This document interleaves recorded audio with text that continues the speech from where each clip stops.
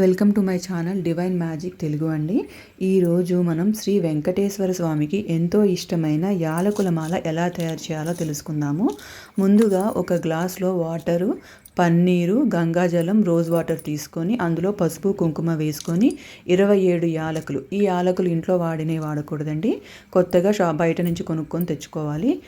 ఒక 10-20 సెకండ్లు వాటర్లో నానిన తర్వాత విడిగా తీసుకొని వాటిని పసుపు రాసిన తెల్ల దారానికి 27 యాలకుల్ని ఒకదాని వెనకాల ఒకటి మెల్లగా గుచ్చుకోవాలి.